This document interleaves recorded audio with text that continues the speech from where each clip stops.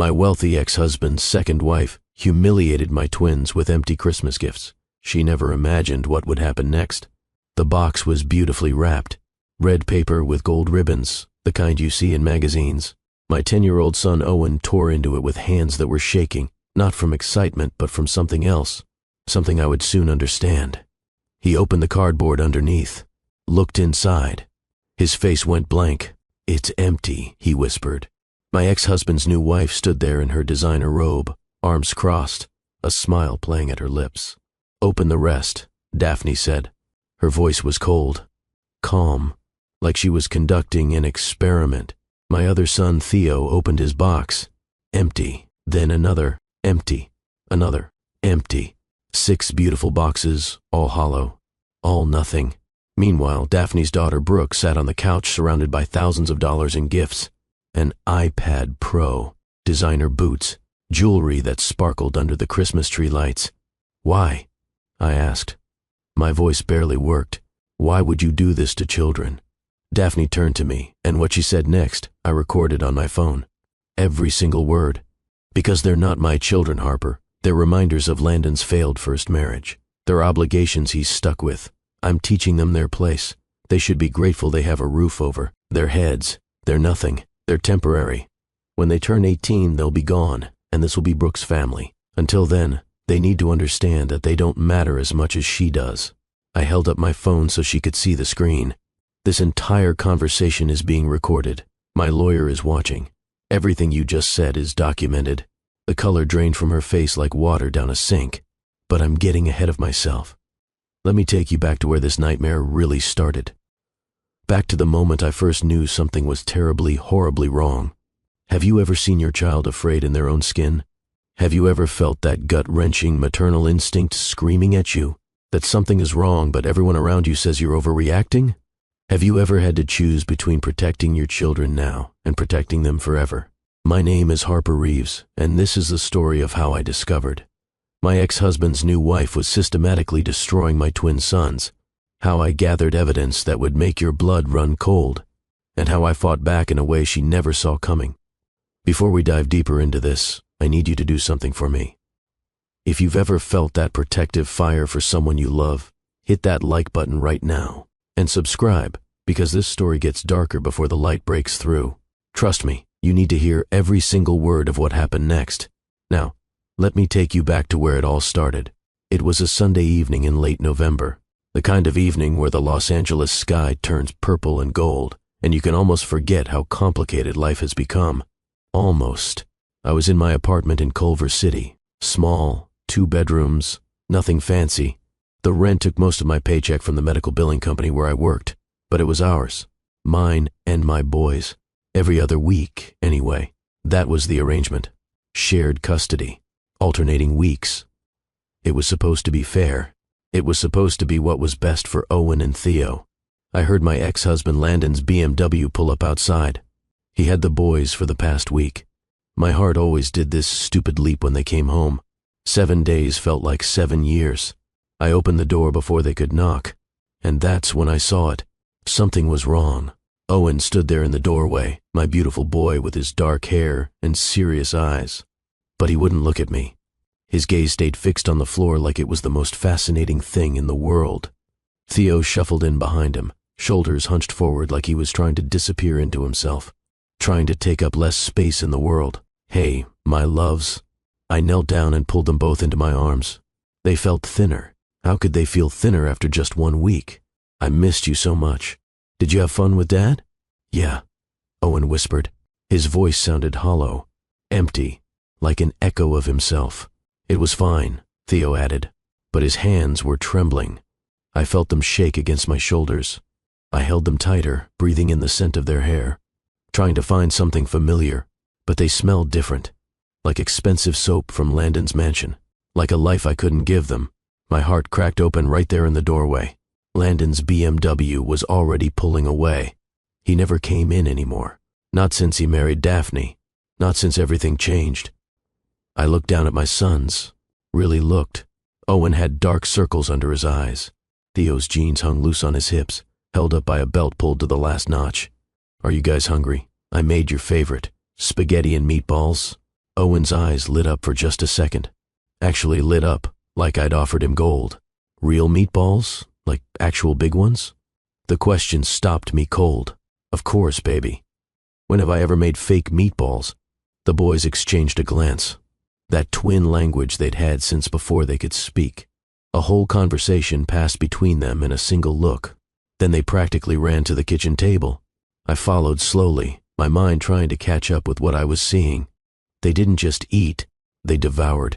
They ate like they hadn't seen food in days, like the spaghetti might vanish if they didn't consume it fast enough. Owen took huge bites, barely chewing. Theo was worse. He shoveled pasta into his mouth so quickly he started choking. I jumped up and patted his back while he coughed and tears streamed down his face.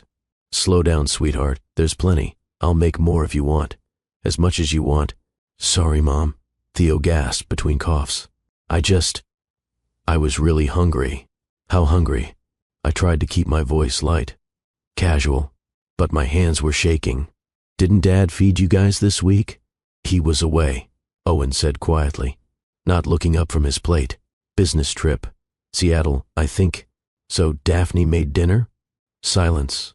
Long, heavy silence that filled the kitchen like smoke. She made dinner, Theo finally said. Just, small portions. She said we need to learn portion control. Portion control. My 10-year-old sons needed to learn portion control. I watched them eat.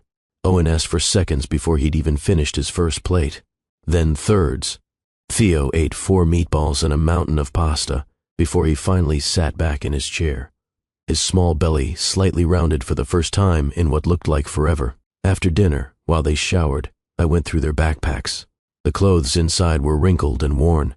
The same clothes I'd sent them in a week ago. The same Star Wars t-shirt Owen had worn when Landon picked them up last Sunday. The same jeans Theo had on, now with a new stain on the knee. Landon made millions as a tech investor.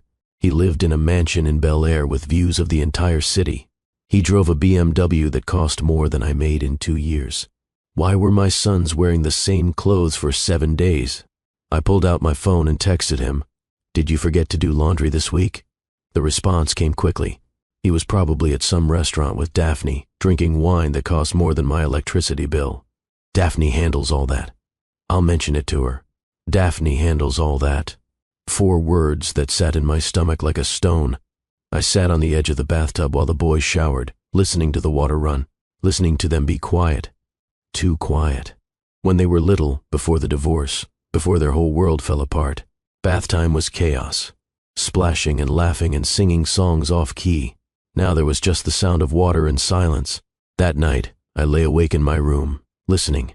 Around midnight, I heard it. Soft, muffled sobs coming from the bedroom the boys shared. I got up and walked quietly down the short hallway. Their door was cracked open. In the dim light from the hallway, I could see Owen in his bed, his whole body shaking with tears he was trying to keep silent. I pushed the door open. Owen? Baby, what's wrong? Both boys immediately went still, pretending to be asleep, but I could see the tear tracks on Owen's face, silvered by moonlight from the window. I sat on the edge of his bed. You don't have to pretend with me. Talk to me, please. Owen opened his eyes. They were red and swollen. I'm okay, Mom. Just a bad dream. What was the dream about? I don't remember. The lie was obvious. Painful. I reached out and brushed hair from his forehead. You know you can tell me anything, right? Anything at all. You're safe here. He nodded, but he didn't speak. Across the room, Theo was definitely awake. I could see his eyes gleaming in the dark, watching us. Both of you. Listen to me. I kept my voice soft but firm. This is your home. You never have to be afraid here.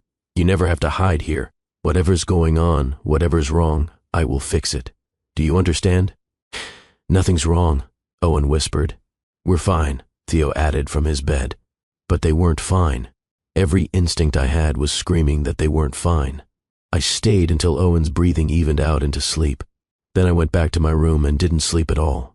The next morning was Monday. I called in sick to work. I couldn't go. Couldn't sit at a desk processing medical bills while my sons were falling apart.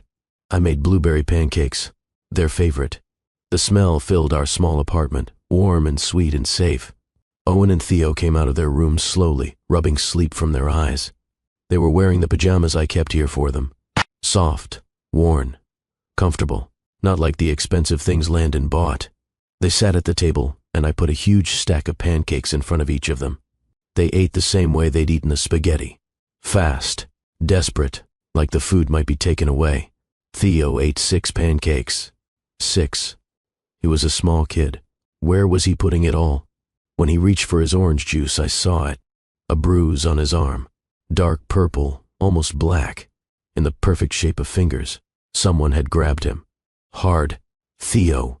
I kept my voice calm, even though my heart was pounding. What happened to your arm?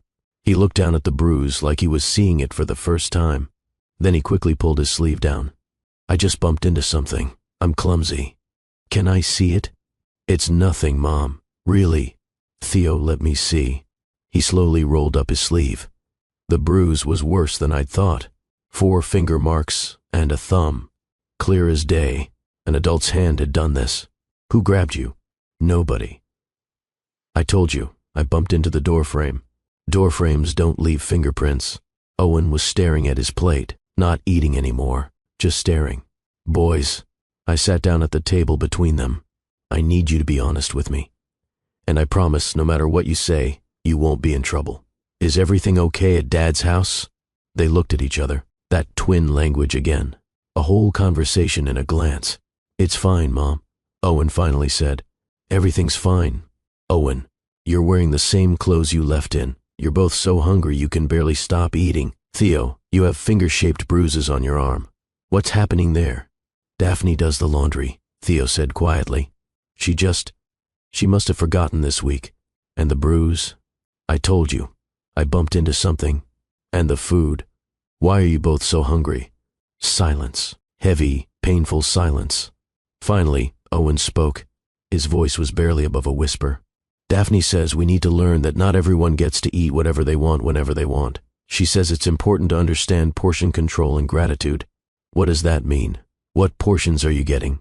Normal portions, Owen said. But his eyes said something different. What about Brooke? Does she get normal portions too? At the mention of Daphne's daughter, both boys went very still. Brooke eats regular, Theo whispered. But she's good. She deserves it. And you don't? No answer. Boys, look at me. I waited until both sets of eyes met mine. You deserve food. You deserve clean clothes. You deserve to be treated with kindness and love. Always.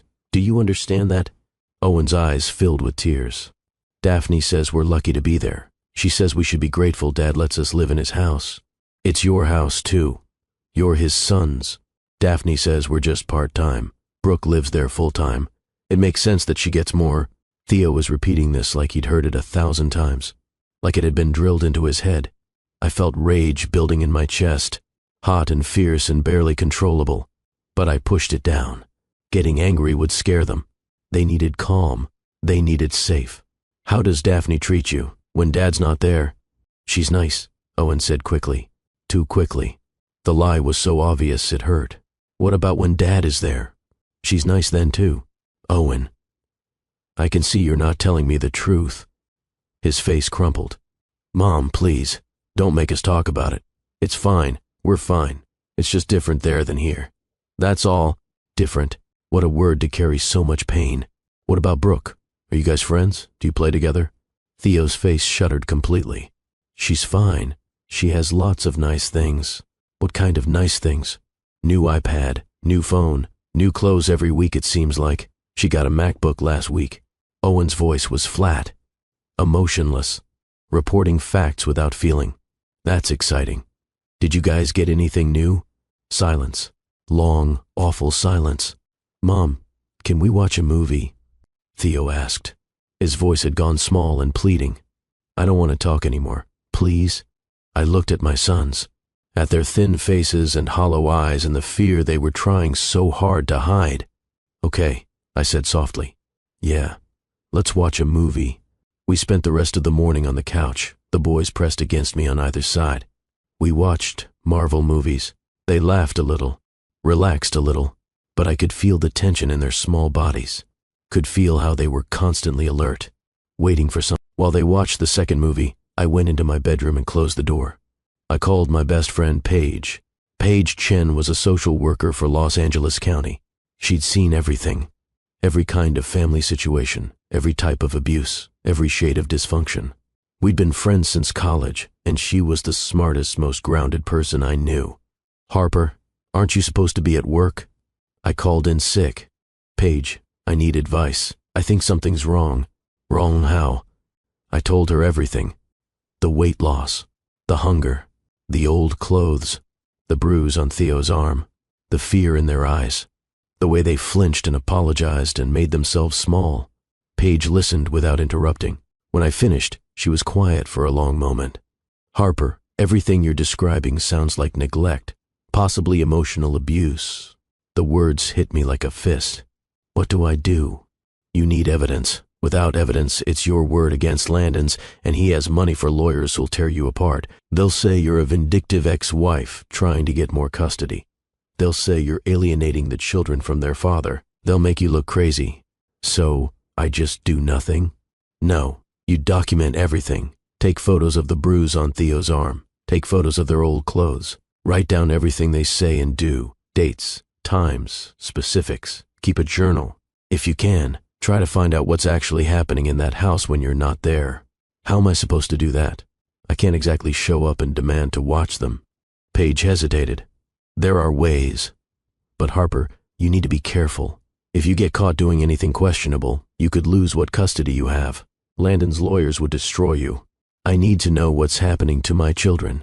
"I know. Just be smart about it. Document everything. Save everything.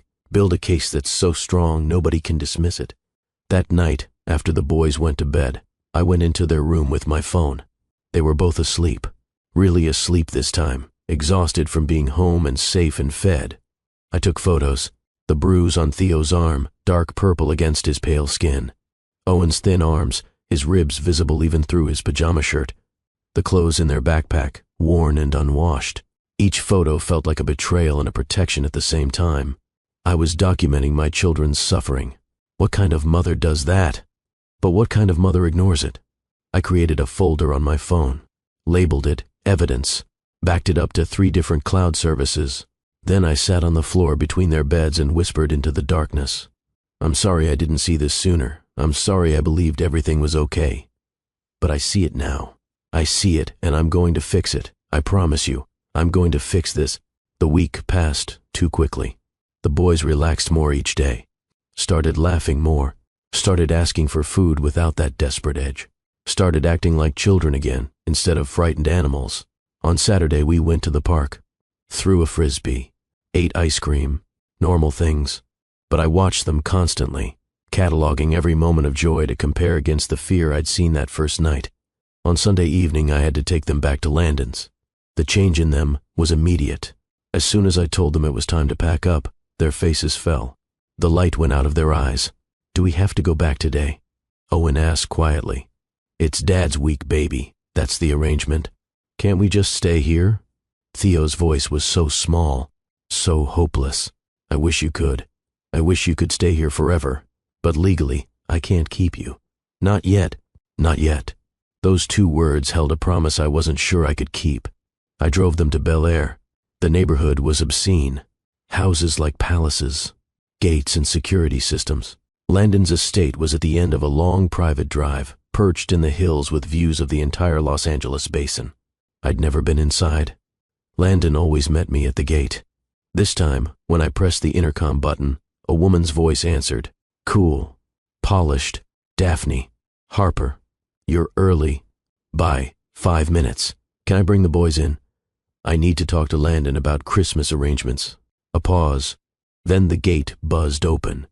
I drove up the long driveway, my beat-up Honda Civic looking embarrassingly shabby against the backdrop of manicured gardens and modern architecture. Daphne stood at the front door. She was exactly what I expected. Blonde, thin, perfect. Designer athleisure that probably cost more than my monthly rent. Her smile was sharp, calculated. "Landon's on a call. I can take the boys." Owen and Theo climbed out slowly. Reluctantly, they grabbed their backpacks and walked toward the house like prisoners approaching a cell. "Wait." I got out of the car. "I'd like to see where they're staying. Their room." Daphne's smile tightened. That's not necessary. I'm their mother. I'd like to see their space. We stared at each other, some kind of power play I didn't fully understand. Finally, Daphne shrugged. Fine, 5 minutes. The inside of the house was stunning. Soaring ceilings, modern art on the walls, furniture that looked like it belonged in a museum. Everything white and chrome and glass. Daphne led us upstairs without speaking. Her footsteps were silent on the hardwood floors. She opened a door at the end of a long hallway. This is their room. I stepped inside, and my heart sank to my feet. The room was tiny, barely bigger than a closet. 2 narrow beds with thin blankets. A single small dresser between them. No decorations, no toys, no personal items. The window looked out at a concrete wall. Across the hall, I could see another door open. Inside was clearly Brooke's room. Massive, painted cheerful yellow, filled with furniture and shelves and every toy or device a 12-year-old could want. This is where they sleep. I couldn't keep the shock from my voice. It's perfectly adequate. Daphne's tone was ice cold now. They have beds, storage, everything they need. Brooke's room is 3 times this size. Brooke lives here full-time. Your sons are only here part-time. It doesn't make sense to waste space on children who aren't here half the month. Waste space. My children were a waste of space. I felt rage building, hot and fierce. I wanted to scream, wanted to grab my boys and run, but Paige's voice echoed in my head. Evidence. Build a case. Where's Landon? I really need to speak with him. He's busy. Email him. Daphne gestured toward the door. Your 5 minutes are up. I looked at Owen and Theo. They stood perfectly still in the hallway, faces blank, like they'd learned to erase themselves to survive. I knelt down and hugged them both, held them tight. I love you both so much. I'll see you in 1 week. Call me anytime, okay? Day or night, for any reason. They won't need to call, Daphne said. Her voice had an edge now, sharp and warning. Everything here is fine. I left before I said something I'd regret, before I did something that would make everything worse. I drove home through tears, gripping the steering wheel so hard my knuckles went white. That night, I couldn't stop thinking about that room, that tiny bare cell they'd been given while Brooke lived in luxury. I thought about their hunger, their fear, their silence. I made a decision. The next morning, Monday, I called in sick again. Then I drove to an electronics store in Pasadena, far from Culver City, far from anywhere I might be recognized. The store was big and bright. A young clerk approached me. Can I help you find something? I hesitated. What I was about to do felt wrong, felt like crossing a line, but I kept seeing Theo's bruise, Owen's hollow eyes, their desperate hunger. Yes, I need GPS trackers, small ones, the kind marketed for keeping track of children, with audio capability. The clerk nodded and led me to a display. These are popular, very small, long battery life. They connect to an app on your phone. You can track location and there's an audio monitoring function. Some parents use them for safety. I picked up 2 boxes. Read the descriptions. My hands were shaking. These will work. I'll take 2. The clerk rang them up. I paid cash. $240 I couldn't really afford. I carried the bag to my car and sat in the parking lot for a long time, staring at the boxes. This was surveillance. This was spying on my own children. This was possibly illegal, but letting them suffer was worse. I drove home and read the instructions carefully, downloaded the app on my phone, set up the accounts. The following Sunday when I picked up Owen and Theo, they looked worse than before. Thinner, more withdrawn. Theo had a new bruise on his other arm. I didn't say anything, just took them home and fed them and held them.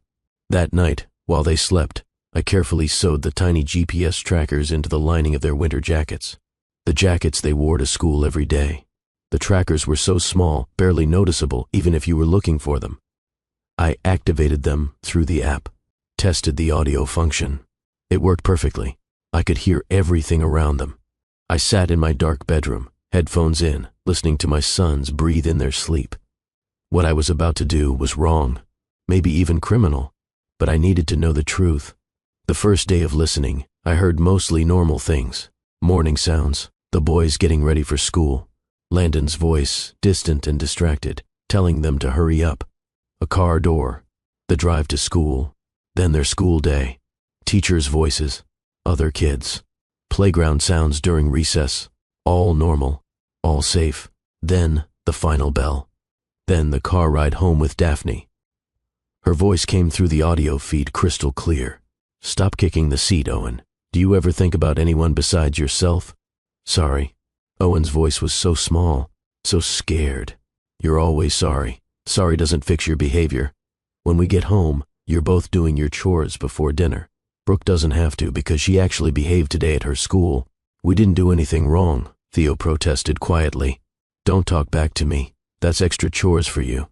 I sat in my apartment, headphones in, hands shaking, listening to my sons be degraded by a woman who was supposed to care for them. I heard them arrive home, heard Daphne assign them tasks. Clean the kitchen, vacuum the living room, scrub the bathroom. I heard Brooke's voice, young and entitled, asking her mother if she could watch TV. Of course, honey. You don't have chores. That's what the boys are for. That's what the boys are for. I heard them clean for 2 hours. Heard Daphne inspect their work and find fault. Make them do it again. Then, dinner. I heard plates being set out. Heard Daphne's cheerful voice to Brooke. I made your favorite. Chicken parmesan with extra cheese. Then to the boys, her voice changing, going flat and cold. Small portions for you two. You need to learn that food is earned, not given. I heard the scrape of serving spoons. Heard Brooke's plate being piled high. Heard the tiny portions given to Owen and Theo. They ate in silence. Then Theo's small voice. Can I have more, please? I'm still hungry. You ate too fast. You need to learn to eat slower and appreciate your food. No more tonight. But I'm hungry. Then you should have eaten slower. This is a lesson, Theo. Learn from it. I heard his stomach growl. The sound came through clearly on the audio feed. I saved the recording, labeled it with the date, dinner, food deprivation. I had 12 minutes of clear evidence. Over the next 2 weeks, I collected more. I listened every day, saved every incident, built a folder that grew heavier with each new file. On Tuesday, Daphne told the boys that their mother, me, had given up on them. That's why they didn't live with me full-time. Because I didn't really want them. I heard Owen crying quietly that night in their small room. Heard Theo trying to comfort him. Mom loves us, Theo whispered. Daphne's lying. Then why don't we live with her? Owen's voice broke. Why are we here? I saved the recording. 23 minutes of my sons trying to make sense of lies they'd been told. On Thursday, Daphne made them clean the entire house after school. Every room, while Brooke sat in the den playing on her new iPad. When Theo complained that he had homework, Daphne laughed. Homework can wait. This house won't clean itself, and Brooke has her own homework, so she can't help. They cleaned for 3 hours. I heard every minute. On Friday, Daphne forgot to pack them lunches. When the school called asking if the boys had money for the cafeteria, I heard her response. They have to learn to be responsible for themselves. If they didn't remind me to pack lunch, that's their problem. Let them go hungry. Maybe they'll remember next time. On the following Monday, Landon came home from work early. I heard the boys' excitement. Their father, home before bedtime. Maybe he'd eat dinner with them. Maybe he'd ask about their day. I heard Daphne intercept him in the kitchen. How was your day, honey? Her voice was warm, affectionate, exhausting. That Seattle deal is falling apart. I'm sorry. Come relax. I'll get you a drink. How are the kids? Oh, fine. Well, Brooke is wonderful. Owen and Theo have been difficult today. Defiant. I had to discipline them. What did they do? Just typical behavior. Not listening, making messes. I handled it. I heard Landon accept this without question. Heard him move on to other topics. Work. His stress. His needs. He never asked to see the boys. Never checked on them. I saved the recording. Landon's complicity. By December 15th, I had 32 recordings. Hours of evidence showing systematic emotional abuse and neglect. I hadn't slept properly in weeks. Couldn't eat. Every time I put the headphones in and listened to my sons being degraded, piece of me died. But I kept listening, kept saving, kept building the case that would free them. On December 15th, I was listening while making dinner in my apartment. The boys were at school, so the audio was mostly quiet. Background noise. Then I heard a door open. Daphne's voice, cheerful and warm. She was in Brooke's room. "Honey, I wanted to show you something." "What, Mom?" "Come here, look at these." I heard footsteps, then Brooke's voice, excited. "Are those Christmas presents?" "They are, all for you. I've been hiding them in my closet. Can I open them now?" "No, silly. Not until Christmas morning. But I wanted to show you. See? The iPad Pro you wanted, the designer boots, the art supplies, the jewelry. Mom, this is amazing. Thank you. You deserve it, sweetheart. You're such a good girl." There was a pause, then Brooke's voice, quieter. "What about Owen and Theo? What are they getting?" What came next made my blood freeze. Daphne laughed. It was cold, cruel, a sound I'll never forget. "Oh, they're getting presents, very special presents." "What kind?" "Empty boxes." Silence. Then Brooke again, uncertain. "What?" "Empty boxes wrapped in beautiful paper. They'll open them Christmas morning and find nothing inside. Absolutely nothing." "Mom, that's mean." "It's a lesson, Brooke. I want them to understand their place in this family. I want them to know exactly how much they matter here, which is not at all. But what if Dad gets mad? Your stepfather will be in Switzerland for a conference until December 26th. He won't be here Christmas morning. By the time he gets back, it'll be over. The boys will have learned their lesson. And if they complain, I'll just say they're being dramatic and ungrateful." "Won't Harper be here?" "No. I already told Landon the boys should stay here for Christmas. He agreed. They're ours for the whole holiday. No one will stop me." I ripped the headphones off, ran to the bathroom, vomited until there was nothing left. My hands shook so hard I could barely hold my phone. But I saved the recording, labeled it Christmas Plan, Critical Evidence. Then I called Paige. She answered on the second ring. "Harper, what's wrong? You sound terrible." "She's planning to give them empty Christmas presents." My voice didn't sound like mine. "While her daughter gets thousands of dollars in gifts, my boys get nothing. Wrapped empty boxes designed to humiliate them, to teach them they don't matter." "Jesus. Harper, I have it recorded. Everything. The whole conversation. What do I do?" Paige was silent for a long moment. I could hear her breathing, thinking. "You call a lawyer. Tonight. Right now. This ends here." Ruth Carpenter's law office was in Santa Monica. Small practice, but with a strong reputation in family law and custody cases. She agreed to meet me that evening. Emergency appointment. I drove there in a daze. The recording played in my head on repeat. Daphne's cold laugh. The casual cruelty. Empty boxes. Ruth's office was on the third floor of a modest building. The waiting room had worn furniture and outdated magazines. But the woman who greeted me had sharp eyes and a firm handshake. "Miss Reeves. Come in. Tell me everything." We sat in her office. I played her selected recordings. Started with the dinner where Theo was denied food. Then the conversation about the boys being temporary. Then the lies Daphne told Landon. Then, finally, the Christmas plan. Ruth listened to everything without speaking. Her expression stayed professional, but I saw her jaw tighten, saw her hands grip the armrests of her chair. When the Christmas recording ended, she sat back and looked at me. "This is child abuse. Clear, documented, systematic emotional abuse and neglect. Can I use these recordings? Are they legal?" Ruth's expression complicated. "That's where this gets tricky. California is a two-party consent state for recordings. Legally, all parties need to consent to being recorded." My heart dropped. "So, I can't use them? Everything I collected is useless?" I didn't say that. There are exceptions, especially when child welfare is involved. Courts have ruled that evidence of child abuse can be admissible, even if obtained without consent. But it's risky. Landon's lawyers will argue the recordings are illegal. They'll try to get them excluded. So what do I do? Ruth leaned forward. Her eyes were intense, focused. "We file for emergency custody modification on December 23rd. We cite the neglect you've witnessed. The bruises, the inadequate clothing, the weight loss. We request that you have the boys for Christmas. But we don't mention the recordings yet." "Why not?" "Because we need irrefutable evidence obtained legally. We need witnesses. We need official documentation." "I don't understand." "Here's what I think we should do. It's going to be hard to hear, but I need you to listen." I nodded.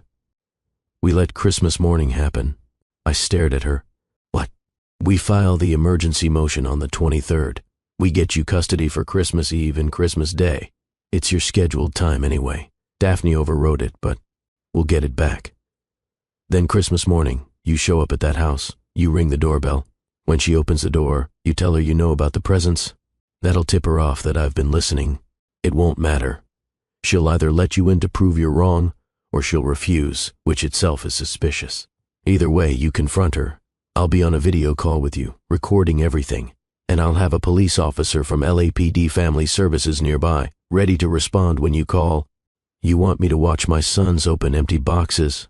I want you to witness and document abuse happening in real time with official oversight. That evidence will be irrefutable. The recordings you have are powerful, but they can be challenged. What happens Christmas morning, with you there, with a lawyer watching, with police ready to intervene, that can't be challenged. That means letting her go through with it, letting them suffer. One final time, Harper. One final trauma that will guarantee you get full custody. That will guarantee this woman never has access to your children again. I put my head in my hands. This was impossible. How could I let my sons be hurt even one more time? But Ruth's logic was sound. One more incident, properly documented, versus years of fighting for custody, versus the risk that Daphne might keep hurting them because I couldn't prove it in court. If I do this, I said slowly, if I let this happen, you promise me it ends there? You promise me I get them back and she never touches them again? I can't promise anything in family law, but I can tell you this, with the recordings you have plus Christmas morning documented with official witnesses, you'll have the strongest case I've seen in 20 years of practice.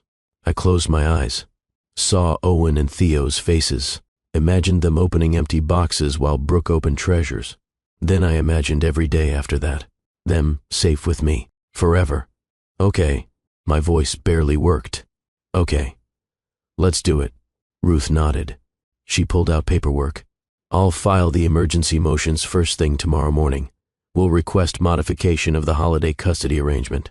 We'll cite your concerns about their welfare. Landon's lawyers will fight it, but I'm confident we can get you Christmas Eve and Christmas morning. And the police officer? I know someone. Officer Wade Chen, LAPD Family Services Division. Good man. He'll understand the situation. He'll be nearby Christmas morning, waiting for your call. We spent the next 2 hours going over every detail. The timeline, the plan, what I would say, what I would do, how Ruth would record everything remotely. By the time I left her office, it was after 10.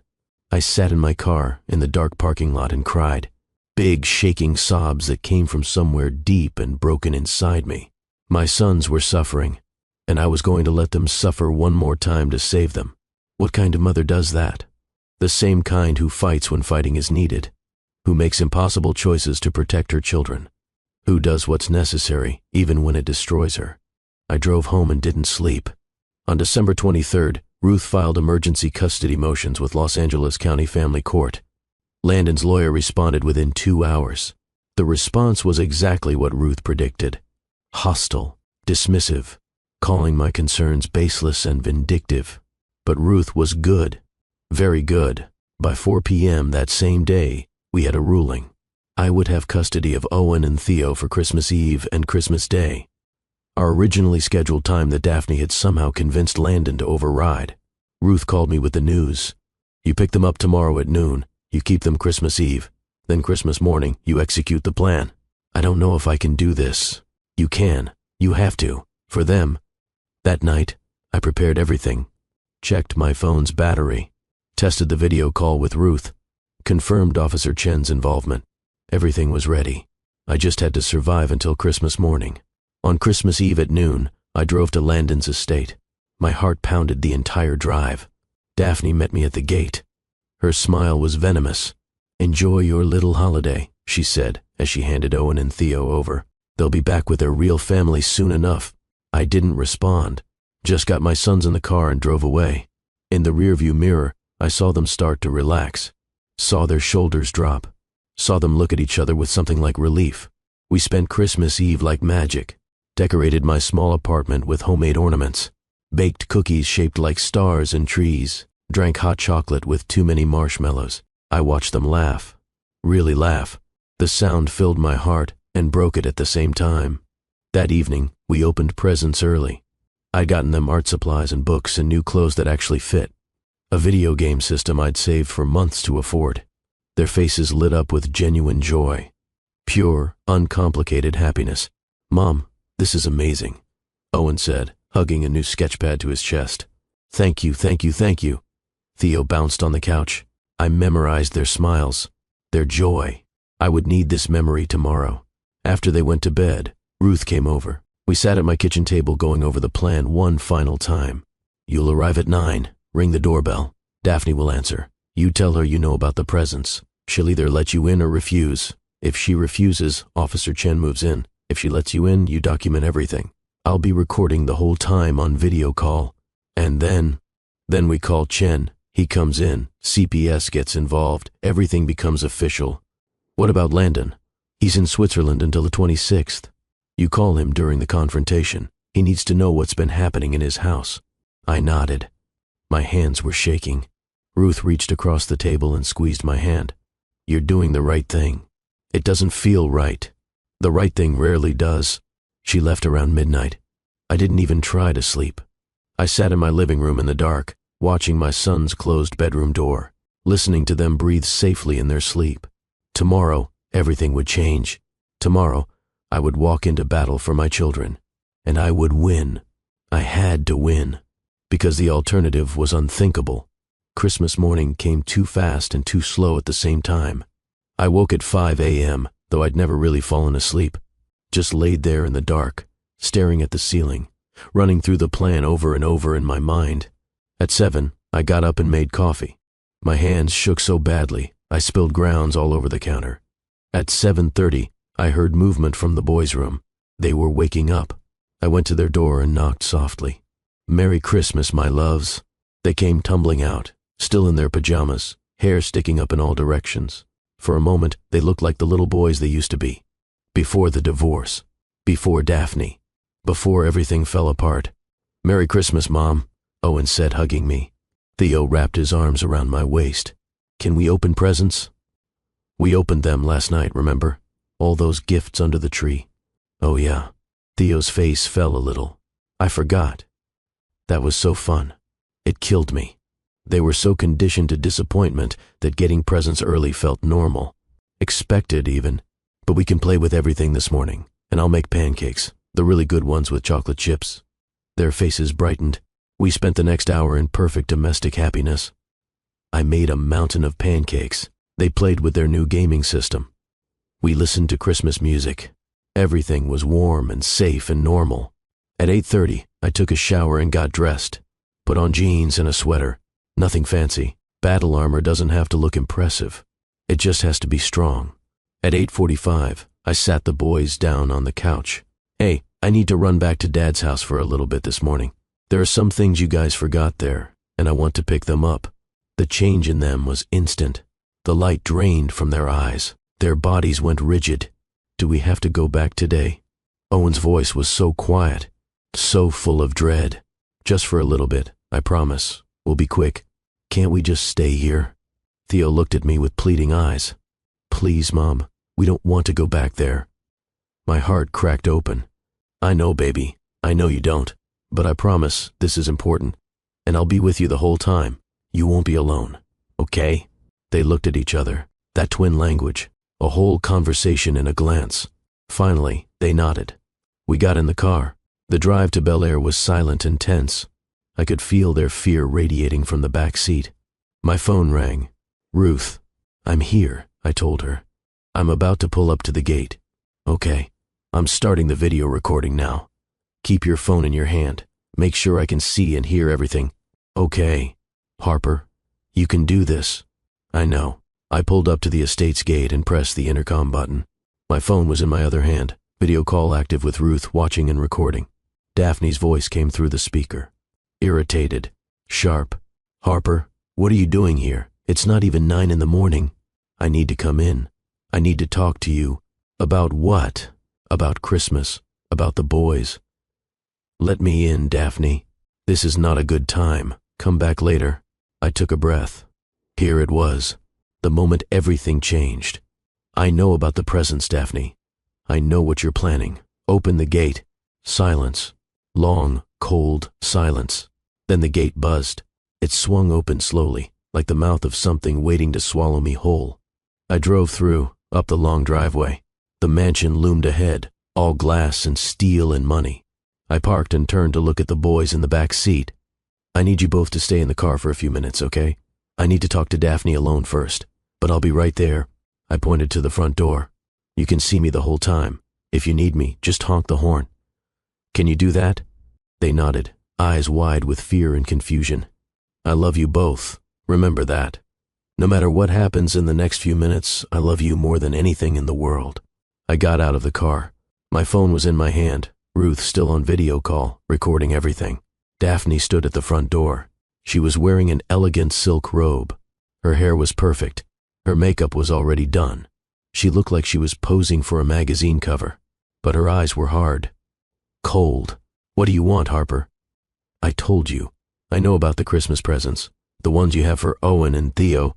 I don't know what you're talking about. Don't lie to me. I know they're empty boxes. I know you wrapped them in beautiful paper. I know you're planning to humiliate my sons this morning to teach them a lesson about their place in your family. Daphne's face went very still.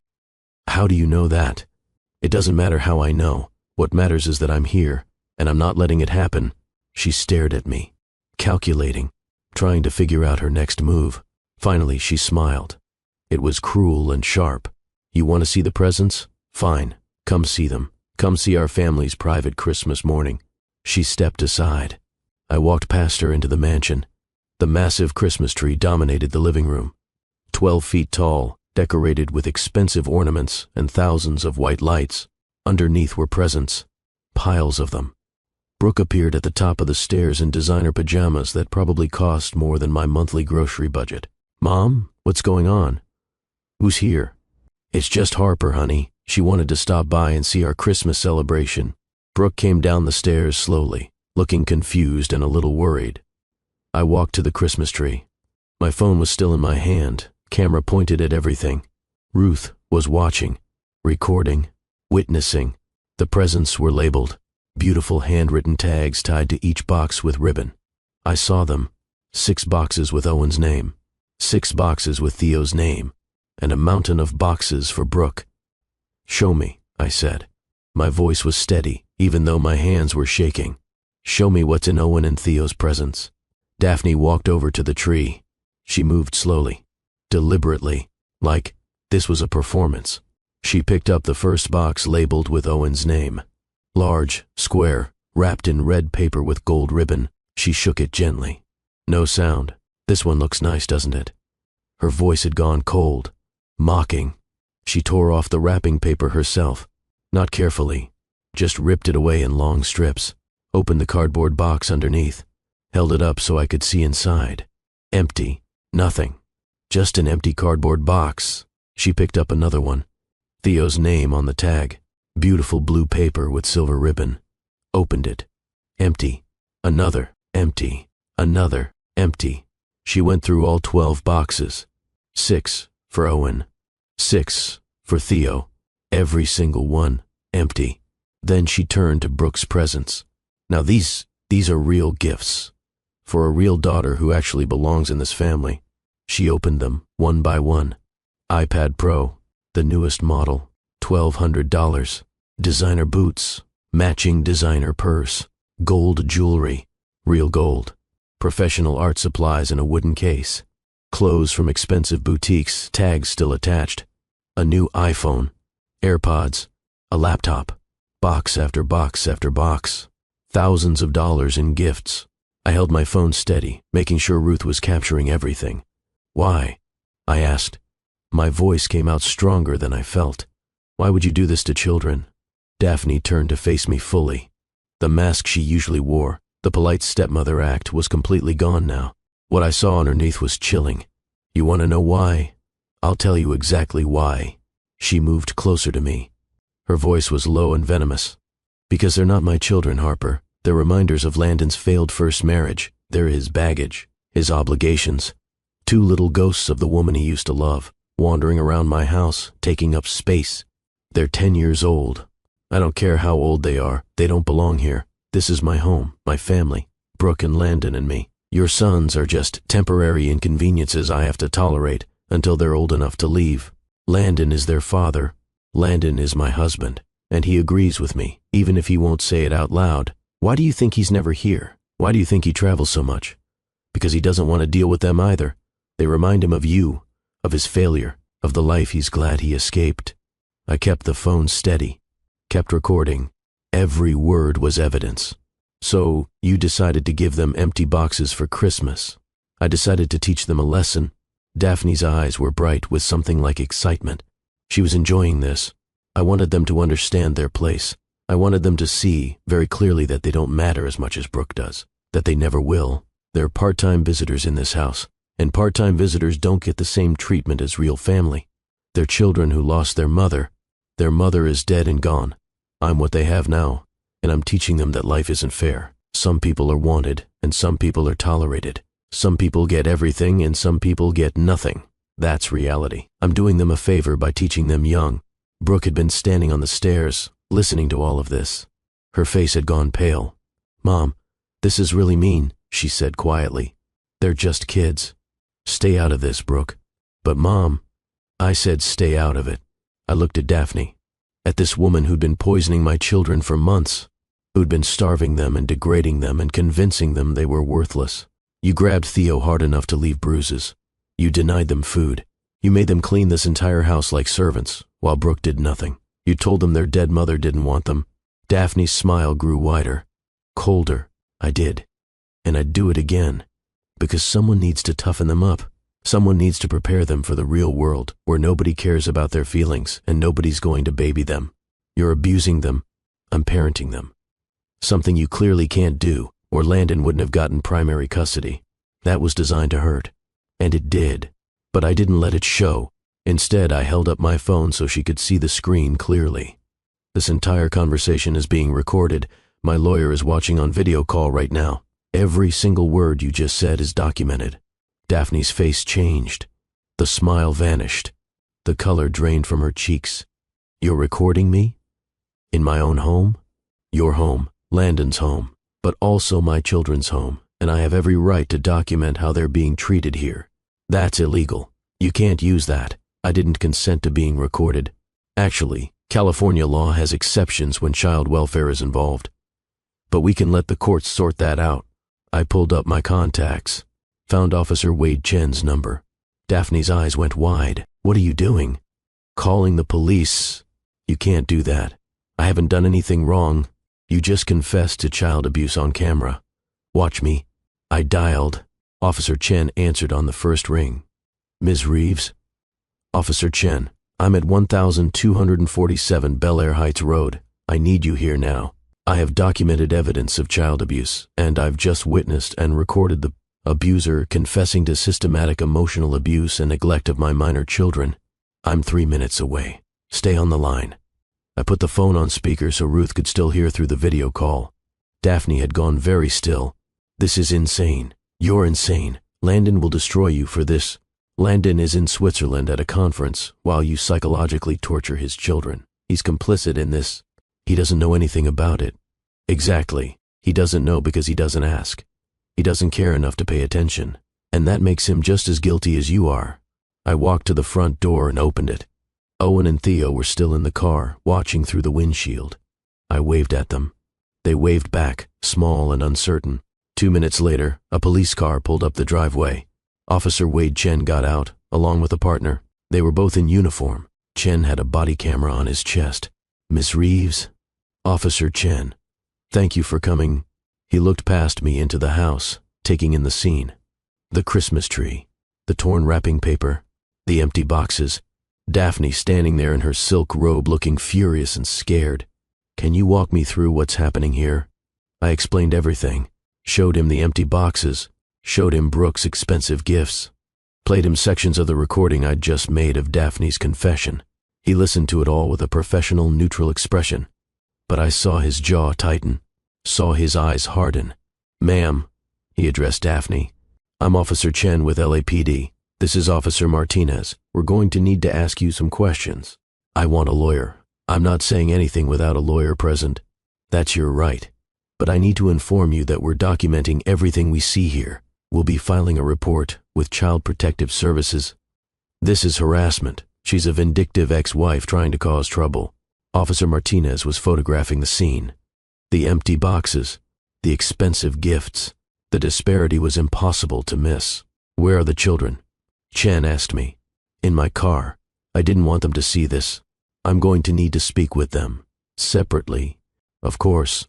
Ruth's voice came through my phone. Harper, I'm calling CPS now. They're sending someone immediately. A car door slammed. I turned to see Owen and Theo getting out of my Honda. They walked toward the house slowly, holding hands. When they reached the door and saw the police officers, they stopped. It's okay, I told them. These officers are here to help. They're going to ask you some questions. Just tell them the truth. You're safe now. Officer Chen knelt down to their level. Hi guys, I'm Officer Chen. What are your names? Owen, my son whispered. Theo, nice to meet you both. Can I talk to you for a few minutes, just to understand what's been going on? They looked at me. I nodded. It's okay. Tell him everything. Chen led them to my car, interviewed them separately, one in the car, one standing with Officer Martinez by the police vehicle. I stayed near the front door with Daphne. She was on her phone now, presumably calling her lawyer. Inside, Brooke sat on the couch, crying quietly. 20 minutes later, another car arrived. A woman in her 40s with kind eyes and a professional suit. She carried a briefcase and wore an ID badge. I'm Patricia Reeves, caseworker with Los Angeles County Child Protective Services. I received an emergency call about this address. Officer Chen briefed her, showed her the photographs he'd taken, the empty boxes, the gifts, played her portions of my recording. Patricia's professional expression never changed, but I saw disgust flash across her face. She interviewed Owen and Theo next, took them inside to a quiet room, spoke to each of them alone for 15 minutes. When she came back out, she looked at me with something like sorrow and respect. Miss Reeves, based on what I've seen and heard, I'm recommending immediate custody transfer. These children are not safe in this environment. The relief hit me like a wave. My knees almost buckled. Thank you, I whispered. Patricia pulled out paperwork, started documenting everything. Timestamps, witness statements, photographic evidence. While she worked, I called Landon. It was after 6 p.m. in Switzerland. He answered on the fourth ring, his voice heavy with irritation. Harper, it's Christmas morning. What do you want?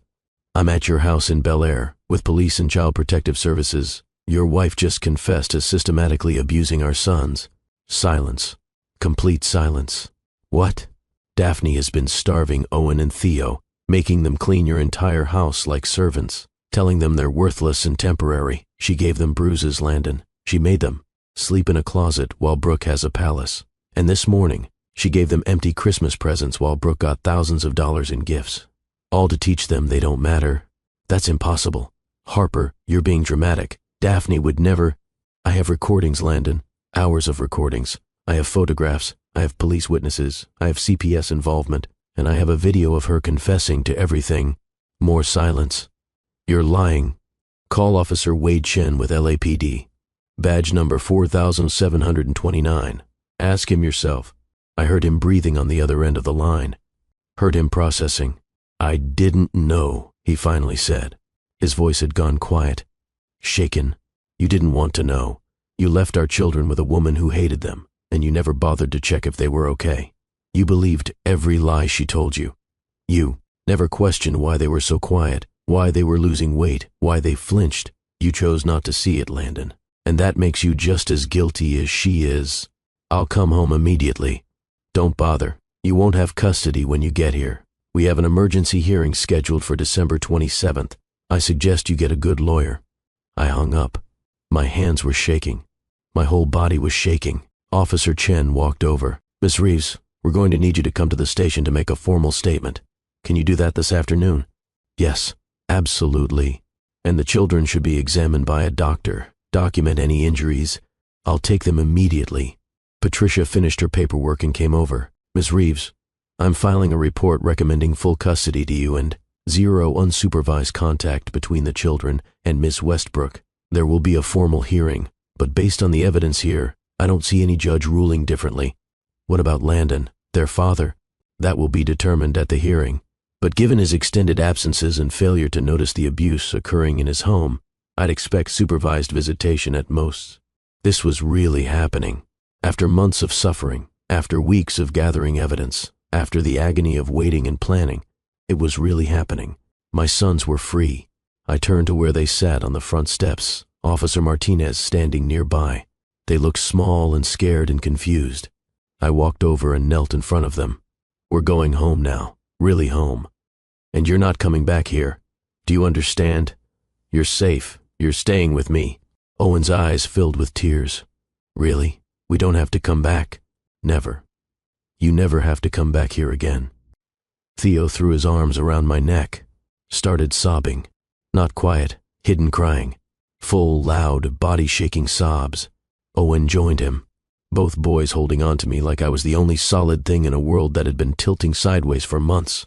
I held them and let them cry.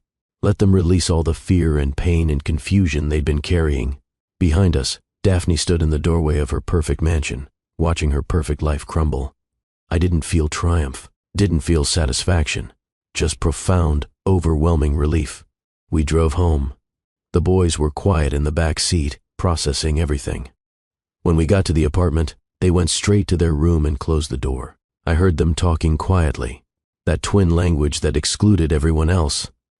I let them have privacy, let them process in their own way. An hour later, they came out. Owen was holding something, a small notebook he used for sketches. Mom, can we ask you something? Anything, baby. Are we really staying with you? Like, forever? There's going to be a court hearing in 2 days, but yes, based on everything that happened, I'm going to get full custody. You'll live here with me. Dad might get to visit sometimes, but only with supervision, and Daphne won't be allowed anywhere near you, ever. Theo's whole body relaxed. Like he'd been holding tension for so long, he'd forgotten what it felt like to let go. What about our stuff at Dad's house, our clothes and things? We'll get everything. Officer Chen said we can arrange a supervised visit to collect your belongings. I don't want to go back there, not even for my stuff. Then we won't. We'll have someone else get it, or we'll just buy new everything. Your choice. Owen sat next to me on the couch. Why did she hate us so much? The question broke my heart. Oh, sweetheart, she didn't hate you because of anything you did. Some people are just broken inside. They're hurting, and they hurt others to feel powerful. It was never about you. It was always about her own pain and anger. But we tried to be good. We did everything she said. I know you did. You were so brave, both of you. You survived something terrible, and you came out the other side. I'm so proud of you. Theo climbed onto the couch on my other side. I was scared to tell you. Daphne said if we told you'd get in trouble. She said they'd take us away from you completely. She lied. She lied about a lot of things. But that's over now. No more lies, no more fear, no more hiding. We sat there together, the three of us on the small couch in my small apartment. That suddenly felt like the biggest, safest place in the world. That afternoon, I took them to urgent care. A doctor examined them both, documented the bruises on Theo's arms, noted Owen's low weight, took photographs for the medical records that would become part of the evidence. The doctor was gentle and kind. She gave them both stickers and lollipops when the exam was done. These boys have been through trauma, she told me quietly while they were getting dressed. They're going to need therapy, professional help to process what happened. I know. I'm already looking into therapists who specialize in childhood trauma. Good, because physical healing is one thing. Emotional healing takes much longer. Over the next 2 days, the boys stayed close to me, rarely left my side. They were afraid that if they let me out of their sight, I might disappear. At night, they both had nightmares. I'd hear them crying and go to their room, hold them until the fear passed. You're safe, I'd whisper over and over. You're home. You're loved. You're safe. Ruth called on December 26th. The hearing is tomorrow at 10 a.m. Judge Patricia Martinez. She's tough but fair. Landon will be there with his lawyer. Daphne will be there with hers. You need to be prepared for them to attack your character. They'll try to make you look unstable. I have evidence. Hours of it. I know, and it's damning. But be ready for a fight. That night, I barely slept. Ran through everything in my mind. The recordings, the photographs, the witness statements. This was it. The moment that would determine my son's futures. December 27th arrived cold and gray. Los Angeles winter such as it was. I dressed the boys in nice clothes, combed their hair, Tried to make them look presentable for court. Will we have to see her? Owen asked as we drove to the courthouse. Probably. But she can't hurt you. There will be security, lawyers, a judge. You're protected. The courthouse was downtown, tall and imposing. We went through security and took the elevator to the 4th floor. Family Court, Department 12. Ruth met us in the hallway. She looked professional and fierce in a dark suit. Harper boys, are you ready? As ready as we'll ever be. Landon was already there. He stood at the end of the hallway with his lawyer, an expensive-looking man in a $3,000 suit. Landon looked terrible, like he hadn't slept in days. When he saw the boys, he started toward them. Owen and Theo moved behind me, using my body as a shield. Landon stopped. The hurt on his face was obvious. Boys, I'm so sorry. I didn't know. I swear I didn't know what was happening. They didn't respond, just stood behind me, silent and afraid. Daphne arrived with her lawyer. She looked immaculate. Hair perfect, makeup perfect, designer suit, playing the role of wronged woman. When she saw me, her eyes went cold and hard. The bailiff called us in. The courtroom was smaller than I expected. Wood paneling, high ceilings, the judge's bench raised above everything else. Judge Patricia Martinez entered. She was in her early 60s, with steel gray hair and sharp eyes that missed nothing. Be seated. This is an emergency custody modification hearing in the matter of Reeves versus Reeves. I've reviewed the filings. This is a serious situation requiring immediate attention. Ruth stood. Your Honor, I'm Ruth Carpenter representing Harper Reeves, the mother and petitioner. We're seeking full physical and legal custody of the minor children, Owen and Theo.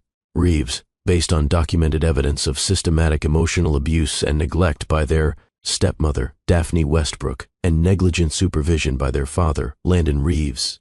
Landon's lawyer stood. Your Honor, Gregory Shaw representing Landon Reeves. My client strongly disputes these allegations. Ms. Harper Reeves has a history of contentious behavior. We believe this is a vindictive attempt to alienate the children from their father. The judge held up her hand. I'll hear the evidence. Ms. Carpenter, present your case. Ruth presented everything. The recordings played in open court. Daphne's voice, clear and cruel, telling the boys they were worthless, temporary, unwanted. The Christmas morning recording where she explained the empty boxes. The photographs of Theo's bruises. The medical records from urgent care documenting injuries and malnutrition. The police report from Officer Chen. The CPS report from Patricia, the caseworker. Witness statements. The judge listened to everything without expression, taking notes, occasionally asking questions.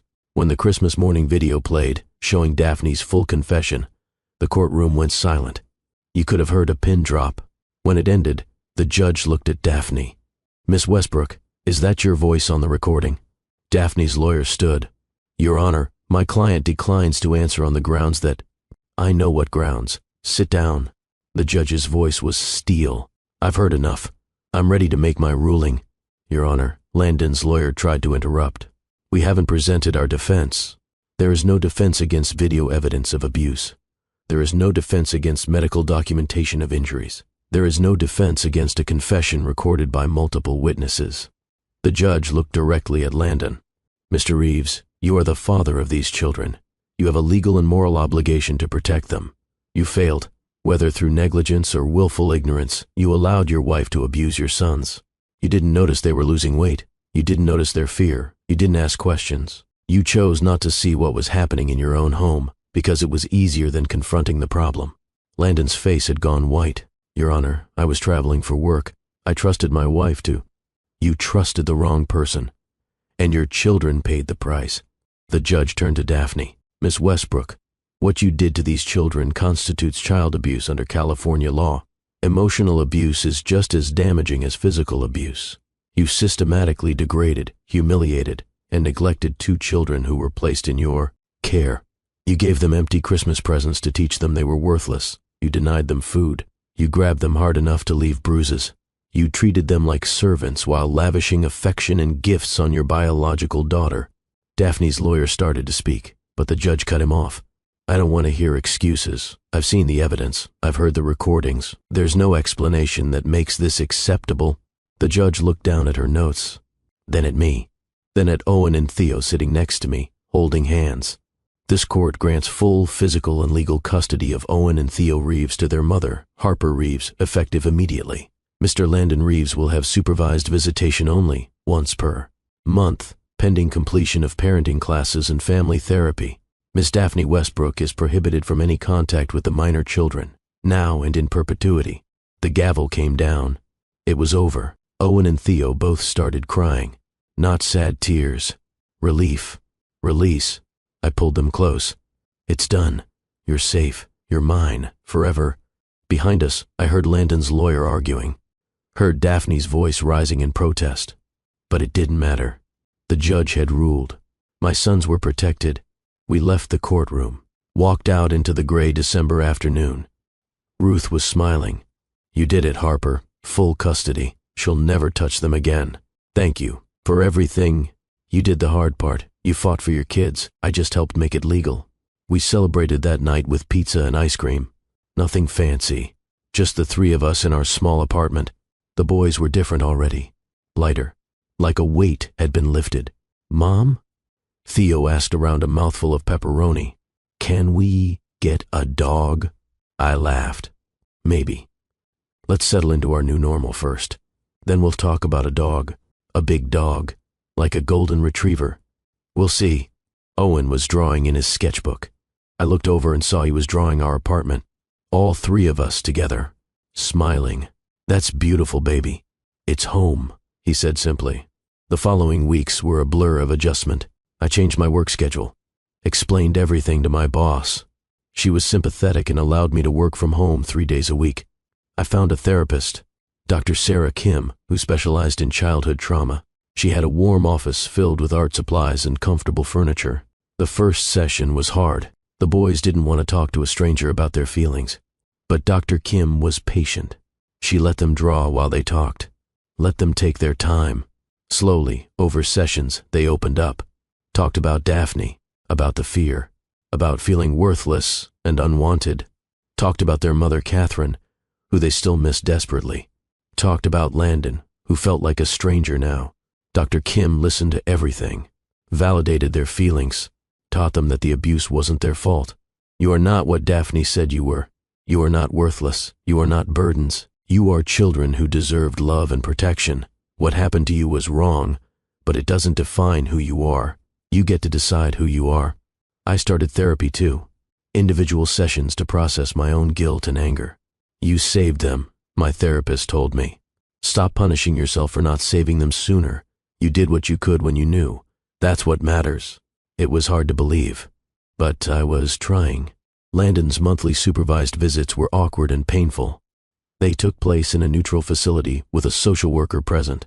Landon would try to talk to the boys, ask about school, try to connect, but the distance between them was vast, ocean-wide.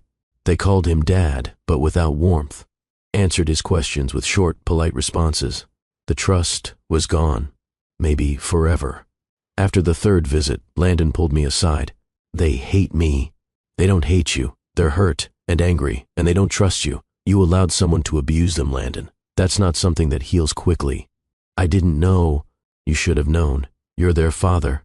He looked older, tired, like the weight of his failure was crushing him. I divorced Daphne. Good. I know that doesn't fix anything. But I needed you to know. She's gone, moved to New York. I'll never see her again. That doesn't change what happened. I know. I want my sons back. I want them to look at me the way they used to. Then earn it. Show up to therapy. Do the work. Be consistent. Maybe in a few years they'll trust you again. Maybe. By spring, the boys were healing visibly. Owen joined an art class and discovered he loved painting. His teacher said he had real talent, natural ability. He painted constantly. Abstracts mostly. Bold colors and sweeping brushstrokes. It helps me feel things I can't say, he explained. Theo started playing basketball. Turned out he was fast and coordinated. Made the school team. I went to every game. Cheered until my voice was hoarse. They gained weight.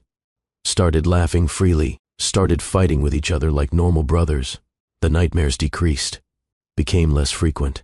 They still asked permission for things sometimes. Is it okay if I have more juice? But less often.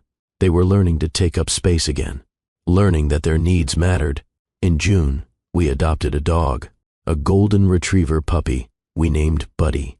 The boys were obsessed with him, played with him for hours, taught him tricks, slept with him curled between their beds. Buddy helped. Animals have a way of healing things that words can't reach. That summer, my best friend Paige helped me move to a bigger apartment. 2 bedrooms still, but with a small backyard for Buddy. We painted the boys' room together. They chose the colors, blue and green, like the ocean. They hung their artwork on the walls, Owen's paintings, Theo's basketball photos. It looked like a real kid's room. Lived in. Loved. One night in July, we had a barbecue in the backyard. Just us and Paige and Ruth. The boys were laughing, playing catch with Buddy. The sun was setting, painting the sky orange and pink. Paige sat next to me on the porch steps. "You did it, Harper. Look at them. They're happy. They're healed. They're healing. It's not done yet. Maybe it never is. Maybe healing is a process, not a destination. But look how far you've come." I watched my sons, watched them run and play and exist without fear. "I almost gave up," I said quietly. There were moments I thought I couldn't do it, couldn't fight hard enough, couldn't be strong enough. But you were. You found strength you didn't know you had. I found it because I had to. Because they needed me. Ruth joined us with a glass of lemonade. "Any word from Lang?" "He's still doing the supervised visits. The boys are starting to warm up to him a little, very slowly. But it's progress. That's good. They need a father if he can figure out how to be one. We'll see. I'm not pushing it. If they want a relationship with him, I'll support it. If they don't, I'll support that too." We sat in comfortable silence, watching the boys play as the sky darkened and stars began to appear. I thought about everything we'd been through. The fear, the evidence gathering, the confrontation, the legal battle. I thought about the recordings still saved on that external hard drive in my closet. Evidence of the worst period of our lives. I'd never listened to them again. Couldn't bear to. But I kept them. As a reminder, as proof of what we'd overcome. In December, nearly a year after that terrible Christmas morning, we celebrated the holiday together. Just the 3 of us. And Buddy, I got a small tree. We decorated it with handmade ornaments, strung popcorn and cranberries, put a wonky star on top that Theo made in art class. Under the tree were real presents, things I'd saved for months to buy. Art supplies for Owen, a new basketball and shoes for Theo, books and games and clothes and things chosen with love. Christmas morning, they woke up excited, actually excited. We made pancakes together, let them get chocolate chips all over the kitchen. Then they opened presents. Every box had something inside. Every box was chosen specifically for them. Every box said, "You matter, you're loved, you're wanted." They were so happy, genuine, uncomplicated joy. No fear, no wondering if the boxes would be empty, no bracing for disappointment. Just 2 kids on Christmas morning, exactly as it should be. Later, when they were playing with their new things, I stepped outside onto the small balcony. The December air was cool. The Los Angeles sky was bright blue. I thought about where we'd been a year ago, the nightmare we'd lived through. And I thought about where we were now, safe, together, healing. My phone buzzed. A text from Landon. "Merry Christmas. Can I see the boys today, even just for a few minutes?" I looked back inside. Owen was showing Theo how to use the new art supplies, both of them laughing over something Buddy did. I texted back, "Not today. This is our day. But you can see them next week at the regular visit." He didn't argue, just replied, "Okay. Tell them Merry Christmas from me." I put my phone away. Inside, Theo called out, "Mom, come see what Owen drew." I went back inside, back to my sons, back to our small, safe, imperfect life that we'd fought so hard to protect. Owen had drawn the 3 of us, me in the middle, the boys on either side, Buddy at our feet, all of us smiling. Above our heads, he'd written in careful letters, "Home." "It's perfect," I said, my voice thick with emotion. "Absolutely perfect. Can we hang it up?" Owen asked. "Of course, right in the middle of the living room where everyone can see it." We hung it on the wall, stepped back to admire it. "Mom?" Theo asked. "Are you crying?" "Happy tears, baby. Sometimes you cry when you're so happy you can't hold it all inside." He hugged me. Owen joined in. Buddy tried to jump up and join too. We stood there together, tangled up in each other, laughing and crying and being everything we'd fought to become. A family. Safe. Whole. Home. If this story moved you, if it reminded you that protecting the vulnerable is worth any cost, I need you to do something. Share this video with someone who needs to hear it. Share it with parents who might be missing signs. Share it with people who think that speaking up is too risky. Because silence protects abusers. Action protects children. Leave a comment telling me what you think. What would you have done in Harper's place? What signs do you watch for in the children around you? And subscribe to this channel, because stories like Harper's need to be told. Stories about courage, about fighting when it would be easier to look away, about choosing love over fear. Harper's battle lasted months. Her healing is still ongoing. But every day, when she looks at her sons laughing and playing and taking up space in the world without apology, she knows it was worth it. Every sleepless night gathering evidence, every moment of moral conflict about the recordings, every second of that terrible Christmas morning, all worth it, because her boys are safe now, and they know beyond any doubt that they are loved, that they matter, that they are wanted, and that's everything. Thank you for being here. Thank you for listening to Harper's story. Remember, if you suspect a child is being abused, speak up. Call local authorities. Trust your instincts. One call, one action, one person standing up can change a child's entire life. Until next time, this is Dr. Phillips with Love and Twilights, reminding you that love isn't just a feeling. Sometimes love is a battle, and the people worth loving are always worth fighting for.